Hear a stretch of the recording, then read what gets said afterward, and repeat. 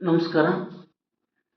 ನಾನು ಪ್ರವೀಣ್ ವಿ ಕುಲಕರ್ಣಿ, ಪರಿಮಳ ಪ್ರಕಾಶನ ಕಲಬುರಗಿ ಜಮಖಂಡಿಯ ಅಡಿಯಲ್ಲಿ ಪ್ರವೀಣ ವಾಹಿನಿ ಯೂಟ್ಯೂಬ್ ಚಾನಲ್ನ ಈ ಒಂದು ವಾಹಿನಿಯ ಮುಖಾಂತರ ಪ್ರತಿ ಬಾರಿ ನಾನು ಪ್ರವೀಣ ವಾಹಿನಿ ಸ್ಟೇಟಸ್ನಲ್ಲಿ ಇರುವುದನ್ನು ವಾಚನ ಮಾಡುವಂಥದ್ದು ಅಥವಾ ಆ ದಿನದ ವಿಶೇಷ ಇರುವಂತಹ ಘಟನೆಗಳನ್ನು ಕುರಿತು ಇಲ್ಲಿ ಅಭಿವ್ಯಕ್ತಪಡಿಸುವಂತಹ ಪ್ರಯತ್ನ ಹಲವು ದಿನಗಳಿಂದಲೂ ಮಾಡ್ತಾ ಬಂದಿದ್ದೇನೆ. ಅದೇ ದಿಶೆಯಲ್ಲಿ ಇವತ್ತು ಕೂಡ ಪ್ರವೀಣವಾಣಿಯನ್ನು ವಾಚನ ಮಾಡುವಂಥದ್ದು, ಅವಶ್ಯಕತೆ ಬಿದ್ದಾಗ ಸಂಕ್ಷಿಪ್ತದಲ್ಲಿ ಅದರ ಒಂದು ವಿಶ್ಲೇಷಣೆ ಮಾಡುವಂಥ ಪ್ರಯತ್ನ ಕೂಡ ಮಾಡ್ತೀನಿ. ಇವತ್ತಿನ ಒಂದು ಪ್ರವೀಣವಾಣಿ, ತಾಯಿಯ ಗರ್ಭದಲ್ಲಿ ಇರುವಾಗಲೇ 6 ಶರೀರಗಳು ತುಂಬಿ ಕಳಹಿಯನು ನೋಡ ತಂದೆ ಪ್ರಭಂಜನ ವಿಠ್ಠಲನು. ಹೌದು, ತಾಯಿಯ ಗರ್ಭದಲ್ಲಿ ಇರುವಾಗಲೇ 6 ಶರೀರಗಳು ತುಂಬಿ ಕಳಹಿಯನ್ನು ನೋಡ ತಂದೆ ಪ್ರಭಂಜನ ವಿಠ್ಠಲನು. ಅವುಗಳನ್ನು ನೀಗಿಸಿ ಶುಚಿಗೊಳಿಸಲು ಇಡೀ ಬದುಕು ಸಾಲದು. ಉದರವ ಶುಚಗೊಳಿಸಿ ಅದರೊಳು ಸಿಹಿ ಉಳಿಸಿ ಸವಿಯಾದ ಲಕ್ಷ್ಮೀ ನಾರಸಿಂಹನ ನಾಮ ಸ್ಮರಿಸಲು ಅಣಿಗೊಳಿಸಲೆಂದು ಶೂರ್ಪಾಲೀಶ್ವರನ ಚರಣ ಪಿಡಿದು ಪರಿಪರಿಯಾಗಿ ಕೇಳಲೆಂದೇ ಬಂದಿಹವು ಅವನ ಕ್ಷೇತ್ರಕ್ಕೆ ಇಂದು. ಶೂರ್ಪಾಲೀಶ್ವರನ ಚರಣ ಪಿಡಿದು ಪರಿಪರಿಯಾಗಿ ಕೇಳಲೆಂದೇ ಬಂದಿಹವು ಅವನ ಕ್ಷೇತ್ರಕ್ಕೆ ಇಂದು. ಬಿದಿಗೆ ಚಂದಿರನು ತನ್ನ ಸತಿಯರೊಳಗೂಡಿ.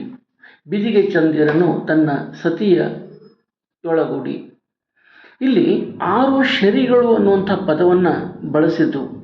ಬಹುಶಃ ಕೆಲವೊಬ್ಬರಿಗೆ ಈ ಪದ ಏನಪ್ಪ ಅಂತಂದರೆ ಜೀರ್ಣ ಆಗಲಿಕ್ಕಿಲ್ಲ, ಹಿಡಿಸ್ಲಿಕ್ಕಿಲ್ಲ, ಅಥವಾ ಈ ಒಂದು ಆಧ್ಯಾತ್ಮದ ರಚನೆಯಲ್ಲಿ ಶರಿ ಅನ್ನುವಂಥ ಪದ ಯಾಕೆ ಬಂತು ಅಂಥೇಳಿ ಯೋಚನೆ ಬಾರದೇ ಇರಲಿಕ್ಕಿಲ್ಲ.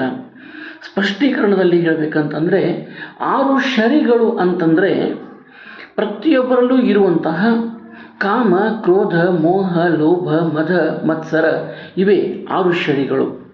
ಇಂತಹ 6 ಶರೀರಗಳನ್ನು ತಾಯಿಯ ಗರ್ಭದಲ್ಲಿ ಇರುವಾಗಲೇ 6 ಶರೀರಗಳು ತುಂಬಿ ಕಳಹಿಯನು ತಂದೆ ಪ್ರಭಂಜನ ವಿಠ್ಠಲನು. ಈ 6 ಏನುವಲ್ರಿ ಅರಿಷಡ್ವರ್ಗಗಳು ಪ್ರತಿಯೊಬ್ಬರ ಒಂದು ಹುಟ್ಟುವಾಗಲೇ ತಾಯಿಯ ಗರ್ಭದಲ್ಲಿ ಆ ಮಗುವಿನಲ್ಲಿ ತುಂಬಿ ಕಳಿಸ್ತಾನ ತಂದೆ ಪ್ರಭಂಜನ ವಿಠ್ಠಲ ಅಂಥೇಳಿ. ಅದಕ್ಕೇನಪ್ಪ ಅಂತಂದಾಗ ಅವುಗಳನ್ನು ನೀಗಿಸ್ಬೇಕಂತಂದ್ರೆ, ಶುಚಿಗೊಳಿಸ್ಬೇಕಾದ್ರೆ ಇಡೀ ಬದುಕೇ ನಾವು ಅದಕ್ಕೆ ಮುಡುಪಾಗಿಟ್ಟರೂ ಕೂಡ ಈ 6 ಅರಿಷಡ್ವರ್ಗಗಳು ನಮ್ಮಿಂದ ದೂರ ಹೋಗೋದು ಕಷ್ಟ ಸಾಧ್ಯ ಅನ್ನುವಂಥ ಮಾತನ್ನು ಇಲ್ಲಿ ಹೇಳ್ತಾ ಇರೋದು. ಆ 6 ಅರಿಷಡ್ವರ್ಗಗಳಿಂದ ಮುಕ್ತಿ ಪಡೆಯಲೆಂದರೆ ನಾವು ಶೂರ್ಪಾಲೀಶ್ವರ ಅಂದರೆ ಲಕ್ಷ್ಮೀ ನರಸಿಂಹನ ಚರಣಕ್ಕೆ ಬಂದು ಪರಿಪರಿಯಾಗಿ ಬೇಡಿಕೊಂಡು ನಮ್ಮಲ್ಲಿರುವಂತಹ ಈ ಅರಿಷಡ್ವರ್ಗಗಳಿಂದ ಮುಕ್ತಿ ಕೊಡಿಸು, ಒಳಿತುಗಳನ್ನು ಉಳಿಸು ಅಂಥೇಳಿ ಇಲ್ಲಿ ಲೇಖಕ ಪ್ರಭಂಜನ ವಿಠ್ಠಲನ ಆರಾಧಕನಾದಂತಹ ಬಿದಿಗೆ ಚಂದ್ರ ತನ್ನ ಸತಿಯನ್ನು ಒಳಗೊಂಡು ಈ ಕ್ಷೇತ್ರಕ್ಕೆ ಬಂದಾನ. ಪರಿಪರಿಯಾಗಿ ಬೇಡಿಕೊಂಡು 6 ಶರೀರಗಳಿಂದ ಮುಕ್ತಿ ಕೊಡಿಸಿ ಒಳಿತನ್ನು ತುಂಬು ದೇವ ಅಂಥೇಳಿ ಬೇಡುವಂತಹ ಪರಿಯ ಒಂದು ಅಭಿವ್ಯಕ್ತಿಯ ರೂಪ ಈ ಪ್ರವೀಣವಾಣಿ. ಆತ್ಮೀಯರೇ, ಅದೇ ರೀತಿ ಏನಪ್ಪ ಅಂತಂದಾಗ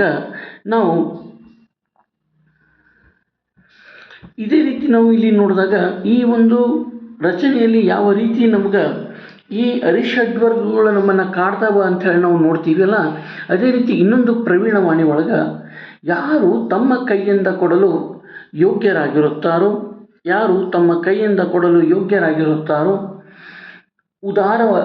ಉದಾರ ಮನಸ್ಸು ಹೊಂದಿರುತ್ತಾರೋ ಮತ್ತು ಪರರಿಂದ ಅದರ ಪ್ರತಿ ನಿರೀಕ್ಷೆ ಮಾಡುವುದಿಲ್ಲವೋ ಅವರಷ್ಟು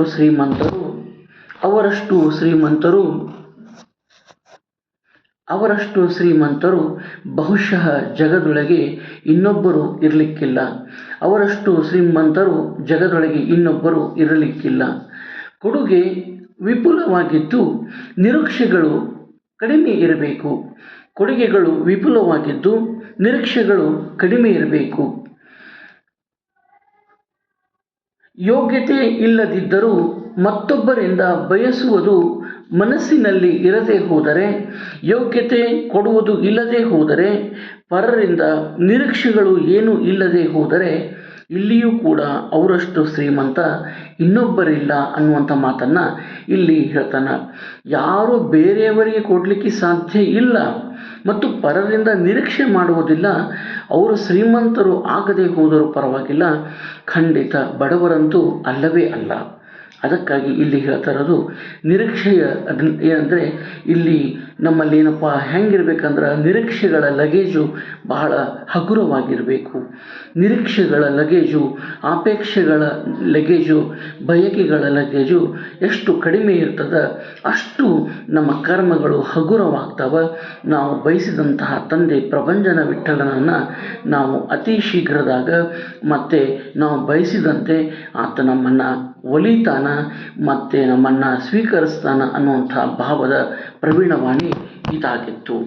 ಆದಮೇಲೆ ಇವತ್ತಿನ ದಿವಸ ನಾವು 2 ಪ್ರವೀಣವಾಣಿಗಳನ್ನು ವಾಚನ ಮಾಡುವಂತಹ ಪ್ರಯತ್ನ ಮಾಡಿದ್ದೀವಿ. 2 ಪ್ರವೀಣವಾಣಿಗಳು ಕೂಡ ಮೌಲ್ಯಯುತವೇ ಆಗಿದ್ದವು. ಅವುಗಳ ಮೂಲಕ ಅನೇಕ ರೀತಿಯ ಪಾಠಗಳನ್ನು ನಾವು ಕಲಿಬಹುದು. ಅಳವಡಿಸಿಕೊಳ್ಳುವುದರ ಮೂಲಕ ನಮ್ಮಲ್ಲಿರುವ ಸಣ್ಣತನ ತಪ್ಪುಗಳನ್ನು ತಿದ್ದುಕೊಂಡು ಉತ್ತಮವಾದಂತಹ ದಿಶೆಯೆಡೆಗೆ ಸಾಗಿ ತಂದೆ ಪ್ರಭಂಜನ ವಿಠ್ಠಲನನ್ನು ಮೆಚ್ಚಿಸುವಂಥ ಪ್ರಯತ್ನ ಖಂಡಿತವಾಗಿಯೂ ಮಾಡಬಹುದು. ಆತ್ಮೀಯರೇ, ಇಲ್ಲಿಯವರೆಗೂ ಪ್ರವೀಣವಾಣಿಗಳನ್ನು ವಾಚನಕ್ಕೆ, ಸಂಕ್ಷಿಪ್ತ ವಿಶ್ಲೇಷಣೆಗೆ ಅವಕಾಶ ಕೊಟ್ಟಂತಹ ನೀವು ನಿಜಕ್ಕೂ ಏನಂದರೆ ಮಾನ್ಯರು ಅನ್ನುವಂಥ ಅಭಿಪ್ರಾಯ ವ್ಯಕ್ತಪಡಿಸುತ್ತಾ, ಪ್ರವೀಣ ವಾಹಿನಿ ಯೂಟ್ಯೂಬ್ ಚಾನಲನ್ನು ಏನಪ್ಪ ಅಂದರೆ ನೀವು ಸಬ್ಸ್ಕ್ರೈಬ್ ಆಗಿರಿ ಮತ್ತು ಈ ಒಂದು ವಿಡಿಯೋನ ಲೈಕ್ ಮಾಡಿರಿ, ಶೇರ್ ಮಾಡಿರಿ. ಸಬ್ಸ್ಕ್ರೈಬ್ ಮಾಡುವುದರ ಮೂಲಕ ಬೀದಿಗೆ ಚಂದ್ರನನ್ನು ಪ್ರೋತ್ಸಾಹವನ್ನು ನೀಡಬೇಕು ಅನ್ನುವಂತಹ ಒಂದು ಪ್ರೀತಿಯ ಮನವಿಯನ್ನು ಮಾಡುತ್ತಾ ಇವತ್ತಿನ ಪ್ರವೀಣ ವಾಹಿನಿಯ ವಾಚನಕ್ಕೆ ಇಲ್ಲಿ ವಿರಾಮ ಹೇಳ್ತೀನಂತೆ. ನಮಸ್ಕಾರಗಳು.